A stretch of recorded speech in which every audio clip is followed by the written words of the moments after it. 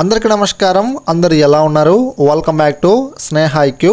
ఆంధ్రప్రదేశ్ ప్రభుత్వం కుట్రపూరితంగా పెన్షన్ల జాబితా నుంచి పెన్షనర్ల పేర్లను తొలగిస్తుందని, పేదలకు అన్యాయం చేస్తుందని ప్రతిపక్ష వైసీపీ బగ్గుమంటూ ఉంది. ఇక సోషల్ మీడియాలో విపరీతంగా ఇలాంటి ప్రచారం జరుగుతోంది.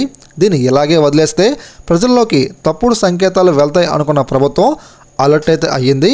పెన్షన్ల అంశంలో ప్రజలకున్న సందేహాలను తీర్చుతూ మంత్రి డోలశ్రీ బాలా వీరేంద్ర స్వామి క్లారిటీ అయితే ఇచ్చేశారు.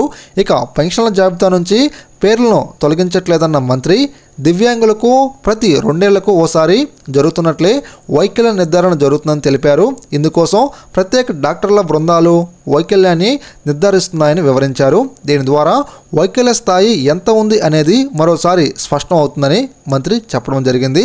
ఇక దివ్యాంగుల పేర్లను తొలగిస్తున్నామనే వార్తలు నిజం కాదన్న మంత్రి, దివ్యాంగులందరికీ కూడా ఖచ్చితంగా పెన్షన్ ఇస్తామని తెలిపారు.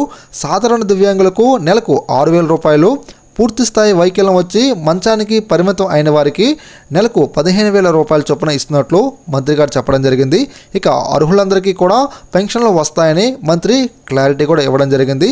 ఇక మంత్రి ఇచ్చిన స్టేట్మెంట్లో అనర్హుల పేర్లను జాబితా నుంచి తొలగించట్లేదని ఎక్కడా చెప్పలేదు. అంటే ఈసారి ఇచ్చే పెన్షన్లో అనర్హులైన వారి పేర్లను ఖచ్చితంగా తొలగిస్తారు, అందులో తప్పేమీ లేదు.